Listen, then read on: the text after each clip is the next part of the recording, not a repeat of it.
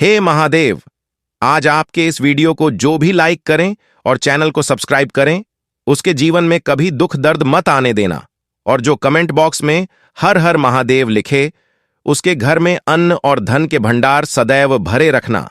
दोस्तों, ज्येष्ठ मास शुक्रवार नवमी तिथि के दिन 21 चावल के दाने वाला उपाय को आप लोगों को कर लेना है। यह एक ऐसा उपाय है जिस उपाय को अगर किसी विशेष दिन पर किया जाए तो उस विशेष दिन का फल वह तो हमें मिलता ही मिलता है, पर हमने उस दिन पर इस 21 चावल के दाने वाला उपाय को किया है तो हमें उससे भी बड़ा फल मिलता है, और फल बहुत जल्दी मिलता है, क्योंकि आप इस उपाय को बहुत ही बड़े और विशेष दिन पर कर रहे हो, क्योंकि 31 मई 2024 यानी कि ज्येष्ठ शुक्रवार नवमी तिथि बहुत ही ज्यादा बड़ा होता है। इसीलिए दोस्तों, आज की इस वीडियो में हम आप लोगों को 21 चावल के दाने वाला उपाय समझाएंगे, जिस उपाय को करने से अगर आपकी किसी भी प्रकार की मनोकामना है, किसी भी प्रकार की दुख और परेशानी है, सबसे ज्यादा समस्याएं आपके जीवन में ही हैं। अगर आपको धन प्राप्ति नहीं हो पा रहा है, रुपए पैसे की आपके घर में लगातार दिक्कत परेशानियां चलती चली आ रही हैं, आपका व्यापार, आपकी नौकरी अगर अच्छे ऐसे नहीं चल रहे हैं, जिसकी वजह से घर में लगातार आर्थिक समस्याएं बनी रहती हैं, घर का कोई ना कोई सदस्य अगर बीमार रहता है, आपस में एक दूसरे से लड़ाई झगड़ा होता रहता है, किसी की अगर बनती नहीं है, तो पूज्य गुरुजी ने कहा है कि जब आपके जीवन में ऐसी परिस्थितियां आ जाएं कि आप एक एक रुपए खर्च करने से पहले कई कई बार सोचना पड़ जाए, आपको धन प्राप्ति अगर नहीं हो पा रहा हो, तो आपको सिर्फ और सिर्फ 21 चावल के दाने वाला उपाय, शिवलिंग के सामने एक ऐसा विशेष उपाय करना है जो आपकी इन सारी समस्याओं को सिर्फ 21 दिन के अंदर ही समाप्त कर देगा। तो चलिए जानते हैं इन विशेष उपायों के बारे में। लेकिन उससे पहले आप भी महादेव के सच्चे भक्त हैं तो वीडियो को लाइक और चैनल को सब्सक्राइब जरूर कर लें, क्योंकि मैं इस चैनल पर पूजा पाठ और उपाय से रिलेटेड वीडियो लाता रहता हूं, और जो भी इस चैनल को सब्सक्राइब करेगा उसको इस उपाय का लाभ अवश्य ही मिलेगा। दोस्तों, अब उसके बाद में दोस्तों, ये वाला जो उपाय है ये किसको करना है, तो देखो, घर का जो बड़ा और मुख्य सदस्य होगा उसी व्यक्ति को यह वाला उपाय करना है। अब वह बड़ा व्यक्ति मुख्य रूप से घर की माताएं बहनें होंगी तो ज्यादा बेहतर होगा, मतलब कि घर की जो बड़ी माताएं बहनें होंगी अगर वह यह वाला उपाय करेंगी तो ज्यादा अच्छा होगा, क्योंकि घर की जो माताएं बहनें होती हैं वह घर की लक्ष्मी होती, और जब घर की लक्ष्मी कोई उपाय को करती है तो उसका फल हमें बहुत जल्दी और बहुत बड़ा होकर मिलता है, और जितने प्रकार की समस्याएं आपके जीवन में चल रही होंगी वह धीरे धीरे करके दूर होना शुरू हो जाएंगी। तो ध्यान रखिएगा, घर में से कोई एक बड़ा और मुख्य सदस्य ही 21 चावल के दाने वाला उपाय को करें। विशेष रूप से घर की माताओं बहनों में से कोई एक माता बहन इस वाले उपाय को करें। यह बात आपको समझ आ गई। अब हम समझते हैं इस वाले उपाय को हमें करना किस समय है। 21 चावल के दाने वाला उपाय को हमें ज्येष्ठ शुक्रवार नवमी तिथि के दिन करना किस समय। तो देखिए, इस उपाय को करने का जो समय है वह सुबह का समय है और शाम का समय भी है। अब देखिए, यहां पर हम मुख्य रूप से सुबह का समय नहीं बोलेंगे, क्योंकि देखिए, ज्येष्ठ के महीने का शुक्रवार नवमी तिथि है, और आप सभी लोग जानते हैं, मतलब शाम का जो समय वह होता है ना, इस दिन भगवान शिव जी का सबसे प्रिय दिन होता है। तो आप इस 21 चावल के दाने वाला उपाय को सुबह के समय भी कर सकते हो, और शाम के समय प्रदोष काल में भी कर सकते हो। सुबह के समय अगर कर रहे हो तो 11 बजे तक भी अगर उपाय करोगे तो भी आपको उपाय का फल मिलेगा। वहीं अगर शाम के समय कर रहे हो तो इस दिन जरूर शाम के समय का ध्यान रखना कि शाम के 6 बजे से लेकर 7 बजे के बीच में अगर आप इस उपाय को कर सकते हो तो बिल्कुल कर लेना, पूरी कोशिश करना। पर यह बात आपको समझ आ गई कि आप इस उपाय को सुबह और शाम दोनों समय कर सकते हो, मतलब करना आपको एक ही समय है। घर में से किसी एक ही बड़े व्यक्ति को करना है। देखिए, इस वीडियो में हम लोग पूज्य गुरुजी द्वारा बताए गए 3 बेहद खास और अचूक उपायों के बारे में बात करेंगे। इनमें से जो भी उपाय आपके लिए सरल हो, आसान हो, वह आप अपनी सुविधा अनुसार कर सकते हैं। चलिए अब बात करते हैं पूज्य गुरुजी द्वारा बताए गए अपने पहले खास उपाय के बारे में। आपको 1 लोटा जल ले लेना है। लोटा आप तांबे का ले लीजिएगा, और जल हमेशा की तरह अपने घर के किचन से आपको ले लेना है। फिर इसी के साथ आपको ले लेना है सिर्फ 21 चावल का दाना। अब जो भी आप चावल का दाना लेंगे वह कहीं से भी टूटा खंडित नहीं होना चाहिए। चावल का दाना पूर्ण होना चाहिए। फिर इसी के साथ आपको ले लेना है एक बेलपत्र। बेलपत्र अगर आपके पास में नहीं है तो शिवलिंग के ऊपर छड़ी हुई बेलपत्र को उठाकर इसे जल से आप शुद्ध करके आप फिर से इसका इस्तेमाल शिवलिंग पर कर सकते हैं। बस आपको ध्यान रखना है कि बेलपत्र कहीं से भी कटी फटी टूटी खंडित नहीं होनी चाहिए। और थोड़ा सा पीला चंदन, अगर आपके घर में पीला चंदन पाउडर फॉर्म में है तो आप उसे ले लीजिए, या फिर अगर आपके घर में पीले चंदन की लकड़ी है तो उसे घिसकर उससे पीला चंदन आप निकाल सकते हैं। अब यह सारी सामग्री लेकर के आपको पहुंच जाना है। शिवालय पूज्य गुरुजी ने कहा है कि यह उपाय आप शाम को प्रदोष काल के समय अगर करते हैं तो यह आपके लिए अति उत्तम रहेगा, यानी कि आप इस उपाय को शाम को प्रदोष काल के समय कर लीजिए। और अगर शाम को प्रदोष काल में आपके पास में समय टाइम नहीं है तो फिर आप इस उपाय को आप सुबह प्रातःकाल में भी कर सकते हैं। शिवालय पहुंचने के बाद सबसे पहले आप जो एक बेलपत्र अपने साथ लेकर गए हैं उस बेलपत्र की सबसे आगे वाली पत्ती पर, यानी कि सबसे बड़ी वाली जो पत्ती होती है, पर उस पत्ती में आपको चिकनी साइड में इस पीले चंदन को अच्छी तरीके से लगा देना है। बेलपत्र की सबसे आगे वाली पत्ती में आपको इस चंदन को लगा देना है। फिर इसके बाद आप जो 21 चावल का दाना लेकर गए हैं वह इसी पत्ती के ऊपर आपको चिपका देना है। अब यह बेलपत्र आपको शिवलिंग के ऊपर समर्पित कर देना है। यह बेलपत्र समर्पित करते हुए आप इस बात का ध्यान रखेंगे कि बेलपत्र की डंडी का हिस्सा जलाधारी की तरफ रहेगा और बेलपत्र की चिकनी साइड, यानी कि जिस तरफ आपने पीला चंदन और चावल लगाया हुआ है, वह साइड शिवलिंग में टच करेगा, शिवलिंग में स्पर्श करेगा। बेलपत्र रखते समय आपके जीवन में जो भी संकट है, जो भी कष्ट है, जो भी परेशानी है, तो उस समस्या को दूर करने के लिए आप महादेव जी से प्रार्थना कर लेंगे और यह एक बेलपत्र आपको शिवलिंग के ऊपर समर्पित कर देना है। इसके बाद आप जो एक लोटा जल लेकर गए हैं उस जल को आप धीरे धीरे शिवलिंग पर समर्पित करते जाएंगे और लगातार श्री शिवाय नमस्तुभ्यम या ओम नमः शिवाय मंत्र का स्मरण करते जाएंगे।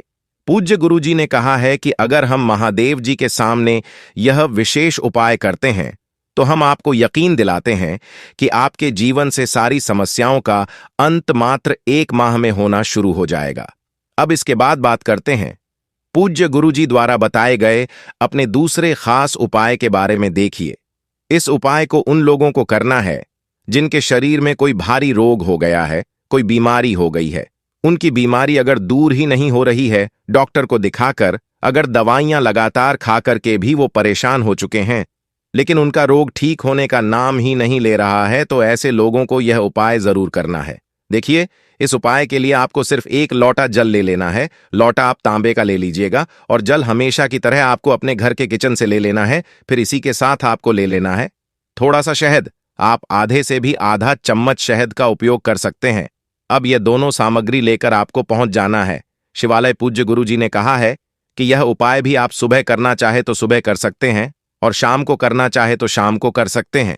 मतलब जब भी आपके पास में टाइम मिले तो आप प्रदोष के समय शिवालय पहुंच करके इस उपाय को कर सकते हैं। शिवालय पहुंच करके सबसे पहले आप एक काम करेंगे, आप जो शहद लेकर गए हैं उसको आप अपनी अनामिका उंगली में लगा लीजिए और इस शहद से आपको माता अशोक सुंदरी वाले स्थान पर ओम बना देना है। अभी पहले उपाय में आपको बताया गया था कि माता अशोक सुंदरी वाले स्थान पर आपको घी लगाना है, तो उसी स्थान पर, जिस स्थान पर आपने घी लगाया था, उसी स्थान पर आपको ओम का निशान बना देना है। ओम बनाने के बाद फिर आपके पास जो एक लोटा जल है, उस जल को आप शिवलिंग के ऊपर धीरे धीरे समर्पित करते जाएंगे और लगातार कुब्रेस्वार महादेव जी के नाम का स्मरण करते जाएंगे। श्री शिवाय नमस्तुभयम या कुब्रेश्वर महादेव जी के नाम का आप स्मरण करेंगे और जो जलाधारी से जल नीचे गिर रहा है उस जल को आप वहीं पर किसी पात्र में आप एकत्रित कर लीजिएगा। पूज्य गुरुजी कहते हैं कि जब भी हमें रोग मुक्ति के लिए या बीमारी से मुक्ति पाने के लिए अगर हम कोई शिवलिंग पर उपाय करते हैं तो हम कुंद के महादेव जी के नाम का स्मरण करते हैं, क्योंकि कुब्रेश्वर महादेव जी की कृपा से हमारे शरीर की या फिर हमारे घर के सदस्य के शरीर में जो बीमारी हो गई है वह बहुत ही शीघ्रता से समाप्त हो जाती है। अब यह जो जल आपने शिवलिंग पर चढ़ाया है, जो जल जलाधारी से जल नीचे गिर रहा है, जिसे अपने पात्र में इकट्ठा किया हुआ है, इसको आपको महादेव जी से औषधि स्वरूप मांग लेना है। महादेव जी से प्रार्थना करने के बाद फिर यह जल लेकर के आपको पहुंच जाना है अपने घर, और इस जल से आप आचमन करते रहिए। जो भी आपके घर में बीमार व्यक्ति है, जिस भी व्यक्ति के शरीर में भारी रोग हो गया है, उस व्यक्ति को इस जल का थोड़ा थोड़ा आचमन कराते जाइए। पूरे दिन में 2-4 बार इस जल का आचमन थोड़ा थोड़ा कराते जाइए और कुबेरेश्वर महादेव जी से प्रार्थना करते जाइए। पूज्य गुरुजी ने कहा है, आपके शरीर के रोग ठीक हो जाएंगे। अब इसके बाद बात करते हैं पूज्य गुरुजी द्वारा बताए गए अपने सबसे आखिरी उपाय के बारे में। देखिए, इस उपाय के लिए आपको सिर्फ 1 लोटा जल ले लेना है और साथ ही साथ आपको ले लेना है थोड़ा सा, अगर आपके पास में शुद्ध देसी घी है तो पूज्य गुरुजी कहते हैं कि यह आपके उपाय के लिए सबसे उत्तम साबित होगा। क्योंकि पूज्य गुरुजी हमेशा कहते हैं कि जब भी हम लोग शिवलिंग में चाहे तो दूध समर्पित करें, चाहे तो दही समर्पित करें और चाहे तो हम घी समर्पित करें, लेकिन वह सब का सब शुद्ध होना चाहिए, केमिकल वाला नहीं होना चाहिए। इससे हमारे महादेव हमसे अतिशीघ्र प्रसन्न होते हैं। तो आपको 1 लोटा जल किसी भी तांबे के पात्र में ले लेना है और साथ ही साथ आपको थोड़ा सा घी लेकर पहुंच जाना है। शिवालय पहुंच करके सबसे पहले आपको एक काम करना है। आप जो घी लेकर के आए हैं, उस घी से आप माता अशोक असुंदर वाले स्थान पर लेपन कर देंगे। जलाधारी वाले स्थान के बीच में जो स्थान होता है, जहां से जल बहकर नीचे गिरता है, उसी के बीच में जो कहीं कहीं पर सांप की आकृति बनी होती है, तो कहीं कहीं पर मोटी उठी हुई लाइन होती है, तो यही जो मोटी उठी हुई लाइन होती है या सांप की आकृति बनी होती है, इसी को माता अशोक सुंदरी का स्थान कहते हैं। और यहीं पर आपको अपने दाहिने हाथ यानी कि राइट हैंड से अच्छी तरीके से घी का लेपन कर देना है। घी का लेपन माता अशोक सुंदरी वाले स्थान पर करते हुए आपके जीवन में रोग से संबंधित, यानी कि आपके शरीर में अगर कोई रोग हो गया है या फिर आपके घर के किसी सदस्य के शरीर में रोग हो गया है, तो पूज्य गुरु जी ने कहा है कि आपको लगातार कुबेरेश्वर महादेव जी के नाम का स्मरण करते जाना है। और यहां पर आपके जीवन में अगर कठिनाइयों या संकटों का अगर आपको सामना करना पड़ रहा है, तो उसको दूर करने के लिए सुख समृद्धि की प्रार्थना करते हैं, तो आपको चंद्रमौली महादेव जी के नाम का स्मरण करना है। अपनी प्रार्थना चंद्रमौली महादेव जी से आपको कहना है।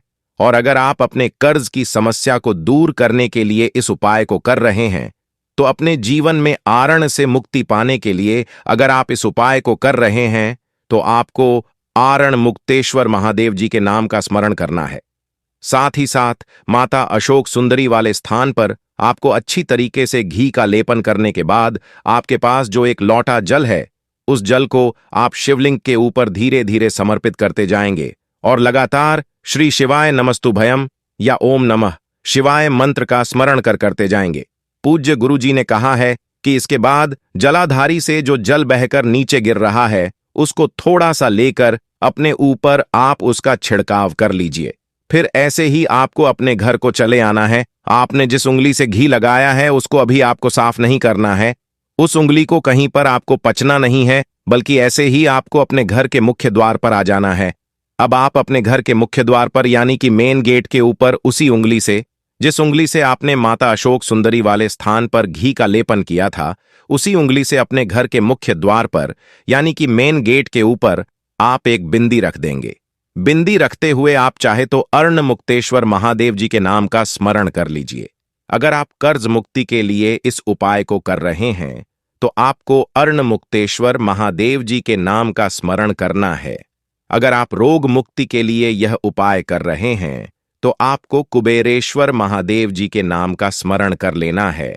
और अगर आप सुख समृद्धि की प्राप्ति के लिए यह उपाय कर रहे हैं, तो आपको चंद्रमौली महादेव जी के नाम का स्मरण करते हुए अपने घर के बाहर मेन गेट के ऊपर पर आपको एक बिंदी लगा देनी है।